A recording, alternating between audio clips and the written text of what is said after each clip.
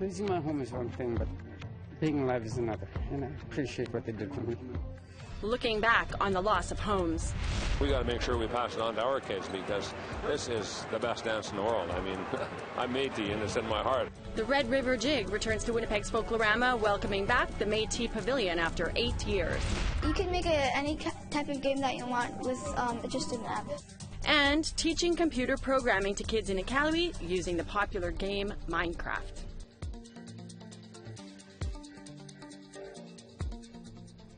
Good evening. Thanks for joining us. I'm Melissa Ridgen. It's been a hectic week for members of the APTN Nation in northern British Columbia. A 28,000 hectare forest fire continues to rage, leaving an entire community empty and members holding out hope. Shirley McLean reports. It's a blood-red sky of smoke hovering over Dease Lake. The small community is in emergency mode as friends and family from their neighboring community of Telegraph Creek seek refuge from a forest fire. Chief Rick McLean of the APTN Nation says they have a lot of displaced people to take care of. You know, we have had loss in structures and homes. You know, trying to find a way we're going to accommodate, you know, those displaced members. And it's going to be a while, I think, before we get anybody back into Telegraph. The alkali forest fire burned through Telegraph Creek, a community of 300 on Tuesday. The fire destroyed 32 homes.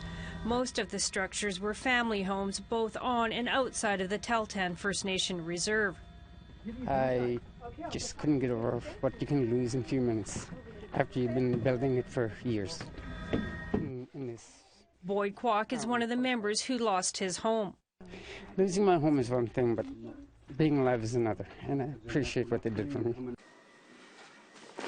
So amazing with all of the Indigenous people coming to our aid. It's just incredible. Since the evacuation was called last Sunday, donations of money, food, and hygiene products have been pouring into Dease Lake. A makeshift food bank is set up at one of the local charities. Evacuee Cynthia Asp has sent her children to stay with family in Whitehorse. She stayed behind to wait for her husband, who's out on the line fighting the fire. He was part of our Tahltan Wolf Pack in the 90s, which was a firefighting crew. He was the pump man, so he was made to do this job. And so we just stay strong, do what we do as women from time immemorial. It is smoky here in Dease Lake, but we can't actually show you the live fire. It is burning 120 kilometers down this road to Telegraph Creek, and this road has been shut down to the public for the last few days. Fire officials say the fire has been ranked as a number 5 type fire, creating its own weather patterns, and is categorized as very aggressive. Officials say Dease Lake isn't in any immediate danger. Most elders and children have left to escape the smoke. Some have come from Smithers, Terrace. President of the Tahltan Central Government, Chad Day, whose family lost their ranch, says once the fires settle down, the Tahltan will focus on rebuilding. Hopefully we can rebuild Telegraph Creek better than it's ever been, and I know a lot of us are determined to make that happen, and we have a lot of support from industry in the province, so we're eager to do that once this subsides. The Tahltans called Telegraph Creek the heart of their homelands. Ground crews and air support continue to protect the culturally significant sites and buildings in the area. Evacuees like Boyd Kwok pick up what little they have left to make their journey down the highway to places like Terrace and Smithers. Mother Nature's Mother Nature. You can't make up her mind and you can't change it. It's her business. Shirley McLean, APTN National News, Dease Lake, BC. The courts have approved a settlement between certain 60s Scoop survivors and the Government of Canada. It relates to children who were removed from their homes and placed into non-Indigenous homes between 1951 and 1991. The lawsuit argued that those children lost their cultural identity, causing them to suffer psychologically, emotionally, spiritually, and physically, and were deprived of their Aboriginal treaty rights. Beverly Andrews is here to tell us more about the details and what comes next. Beverly, what does the approval of this settlement mean? It means that the payment processes for individuals can now start. So eligible claimants and survivors have to fill out an individual payment individual payment application that needs to be submitted by August 30th, 2019. It's a one-page form. You don't need a lawyer to fill it out, but lawyers are available free of charge to help you with any legal questions or concerns you may have. And even if you have missing paperwork or you're not sure if you fall in the criteria, lawyers are available to help you answer those questions, and you are encouraged to fill out the form regardless if you're missing paperwork or not. So do you know who is eligible? Do we know that? For this particular settlement, anyone who is a registered status Indian or Inuit is eligible. For this particular settlement, Métis and non-status people are not eligible. But if you are not registered but are eligible to be registered, you are also eligible for this particular claim. Okay, and how much can survivors expect to receive in terms of payment? And when was the money flow? Survivors the amount has been capped for individuals of $50,000, but that amount is dependent on how many claimants submit their individual applications. So if there's around 20,000 claimants, it would probably be each claimant would receive around $50,000 because it's divided among the $500 million settlement. But the more people that submit claims, the lower that number will be. So it's expected between $25,000 and $50,000 at this time. And they're expected to be rolling out these payments in the spring of 2020. So about 6 months after the submission date is ended. But also that is also contingent on how many people apply. If there's a large volume, that date might be pushed back. But we're still about 1.5 years away before payment is due. Okay, well, we'll see how this all rolls out. This is, I mean, at least it's a good sounding beginning. Thanks so much for joining me, Beverly. Thank you, Melissa. The National Capital Region's town crier is definitely crying today. Daniel Riche uses a Northwest Coast-style talking stick when plying his trade. But as APTN's Todd Lamoran reports, the stick went missing Thursday, and Riche is pleading for its return. Quick! Quick, quick! This is Danielle Riche at a town criers competition last year. A Coast Salish talking stick has been at center stage with him for the past dozen years. Riche uses it instead of a bell or a drum. I've had many occasions where I've proven that the stick is as effective as any bell. Because as soon as people see it, they go, okay, this is something special. Declaration. He's been a town crier for 37 years. So I've introduced every Prime Minister since Mr. Trudeau to Mr. Trudeau. But I've also introduced Gene Simmons from KISS. You know, I've introduced the Beach Boys. As an Abenaki person, the stick has been infused with a special spirit in those 12 years. He's used it as a teaching tool in schools and brought it with him around the world. For us, for the Abenaki, when you touch something in a positive way, you leave positive energy. And so it's been touched with respect and positive energy by thousands of kids. It's been touched with respect and positive energy by thousands of adults. Even more importantly is its connection to Riche. You carry it with your left hand because it's a question of heart. So it's such a special piece. Leather has been added to it by one of my friends, Joe Laroche, who passed away. So his spirit is in there. My wife passed away while I had the stick. But yesterday the stick went missing while Riche was taping for a television show in Majors Hill Park in Ottawa. We realized that this rock formation was a perfect backdrop for another segment. So we decided to do one of the shots here. All their television gear was placed around here. So this is where we left everything around that big square. They finished, packed up, and went back to their vehicle, but one bag was missing. We put everything in, and I didn't pay attention, and by the time we did realize that it wasn't in the van, we ran up and we looked around and it was too late. It was gone. As of today, the stick is still missing, and Riche is making a plea. And if you leave it with me directly, I will give you a reward. I mean, I appreciate the fact that you picked it up so it wouldn't be broken, so it wouldn't be vandalized. And if you have it, please treat it with respect. Riche doesn't know what will happen if the stick isn't returned. It's a good question. I'll have a big hole in my heart. So you've heard Danielle Riche's plea. So if anybody out there knows anything, you can phone him at 613-282-0894 or email him at oyez8@hotmail.com. Todd Lamoran, APTN National News, Ottawa. We'll get that contact information for Mr. Riche up on our website. Manitoba Hydro filed an appeal today asking a court to overturn an order by the Public Utilities Board to create a special rate class for on-reserve hydro customers. The new classification would exempt First Nations customers from the 3.6% rate hike facing others in the province this year. Hydro is arguing that it's bound by legislation requiring one rate for all residential customers, and following the PUB's order would violate that act. In the meantime, the provincial government could change the act to allow the First Nations classification. It's a story that we will continue to follow. It's time for us to take a quick break. We have more news to come after the weather forecast in your community. I'm Kent Driscoll in Iqaluit, and this is Minecraft Camp. These kids are here to play the popular game, but a Made in Nunavut program is using that interest to teach them valuable information technology skills. Minecraft for the mind. That's coming soon on APTN National News.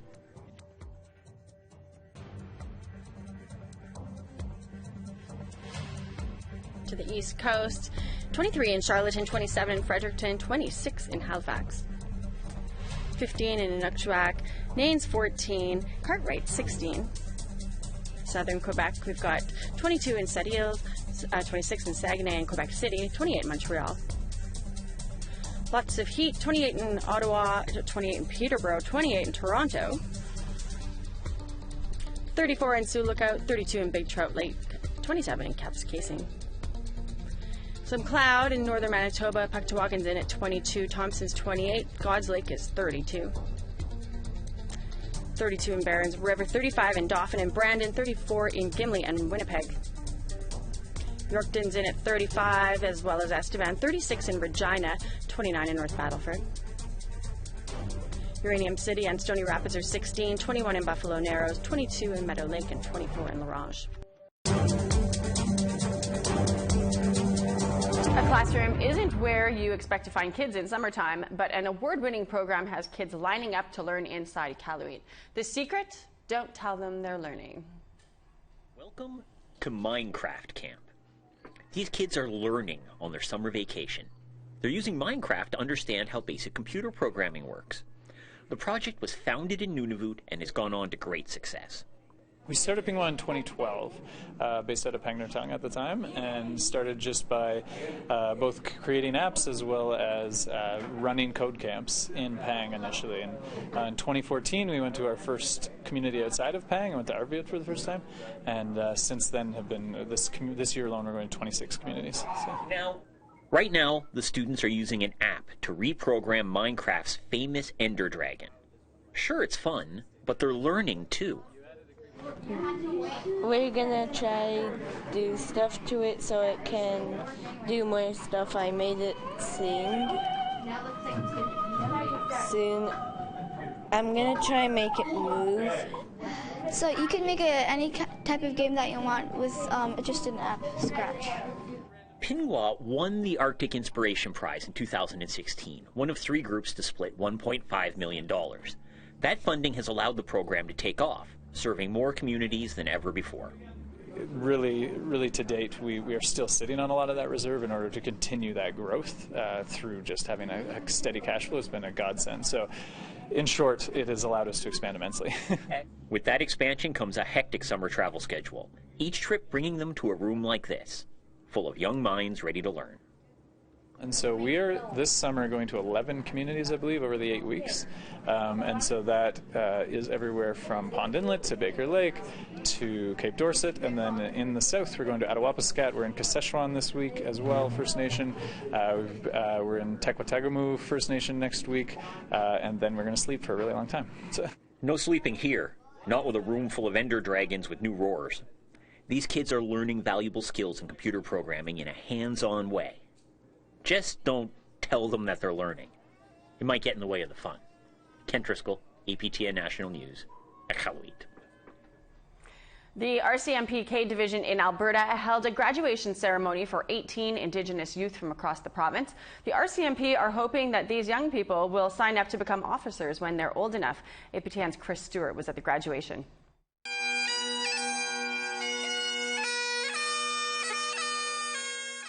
These 18 youth are already looking like a veteran squad, marching in unison after only 5 days of training.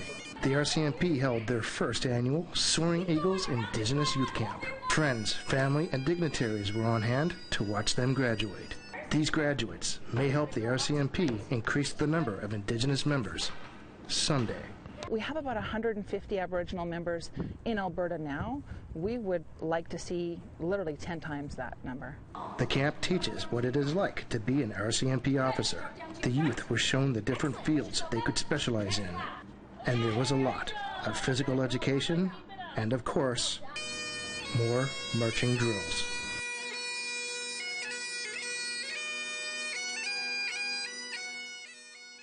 So the kids have been with us since this past Sunday, and during the week they've been in all kinds of workshops exploring things from our major crimes unit to forensics to running our fitness, the pair exam even. So they've really got a hands-on experience of what we go through, what the RCMP has to offer. Aspen Northwest is from Massachusetts. She said it took some time for the newly gathered trainees to gel into friends and become a unit.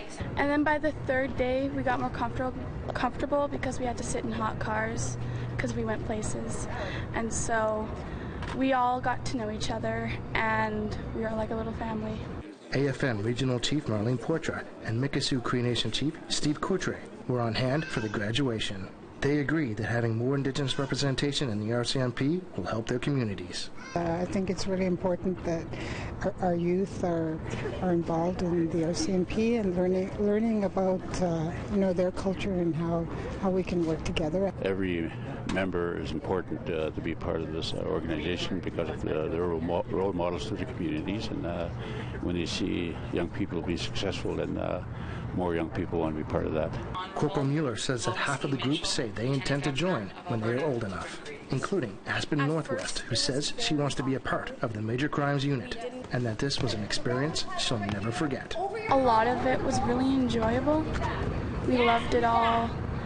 But for sure, the teamwork and them putting us through hardships together really bonded us together. Chris Stewart, APTN National News, Edmonton. We have to go to another break. When we come back, the Red River Métis have something to jig about again. After 8 years, they're back at Winnipeg's Folklore AMA with a pavilion of their own.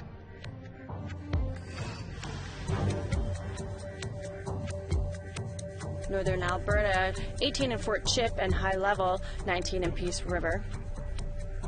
20 in Edmonton, 24 in Calgary, 32 down in Medicine Hat.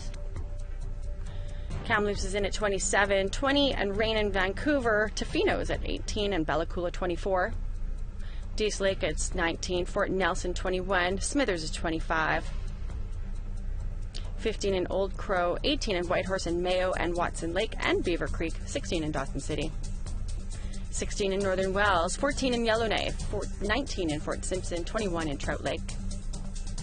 5 in Tuck, 11 in Fort McPherson, 9 in Colville Lake. 7 in Cambridge Bay, 6 in Repulse Bay. Whale Cove is in at 13.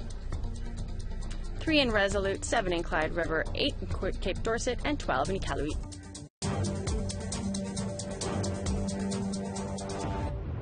Welcome back. The Folklore AMA Festival is a time to celebrate culture and diversity in Winnipeg.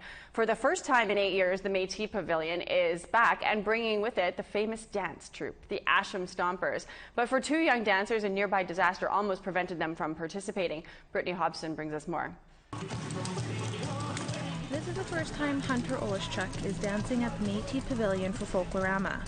But the 10-year-old and his sister Haley narrowly missed the opportunity after a tornado tore through their community. The storm just hit it. It hit my grandpa's shop. Oh, everything's just gone. It's Margaret's Beach is just totaled. On August 3rd, a tornado touched down near the rural community of Alonza. The Oleszczuk family were at a nearby beach when the storm began. We were 20 feet away from it. Felt like you were right inside of it. The siblings were part of a group who took refuge in their grandparents' basement.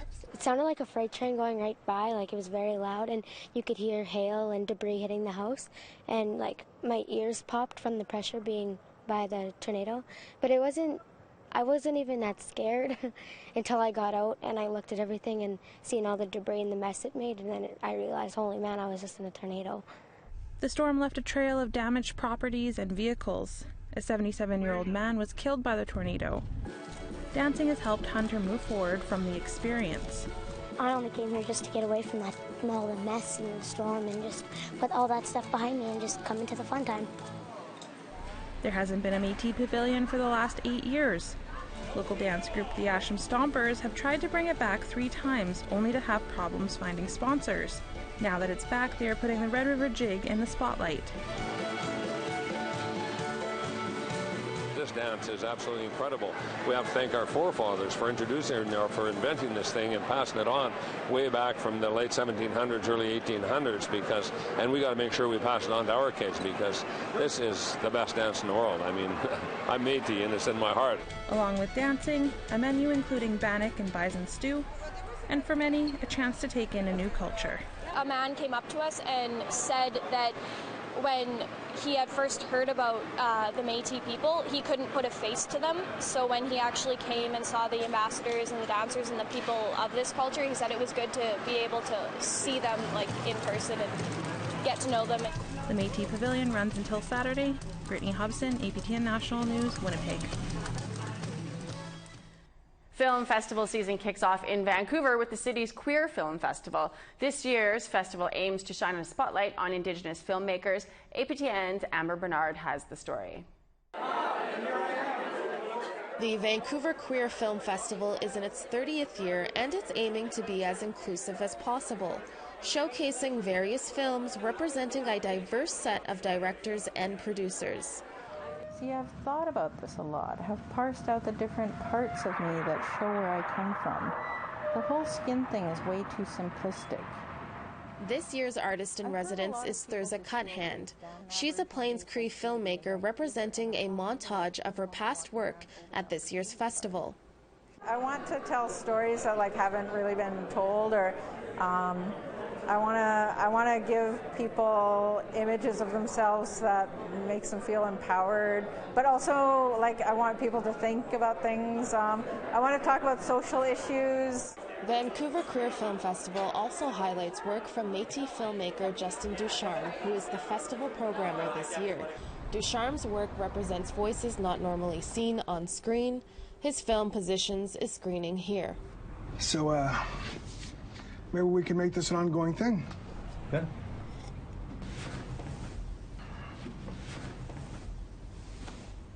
Here's a tip. It's showing you a lot of different issues, and some things are just not issues. Some of the films are just us living and having fun. And I wanted to show a broader spectrum, and I kind of just wanted it to be a celebration of identity. Cuthand and Ducharme are hoping to see more two-spirited representation in the film industry, and they're proactively working to create spaces for aspiring queer Indigenous filmmakers. Creating representations of people that resemble me and my community is really important to me. And also just making Indigenous film, just putting Indigenous folks in front of the camera. And representation is really, really, really important at the end of the day. The Vancouver Queer Film Festival is on until August 19th.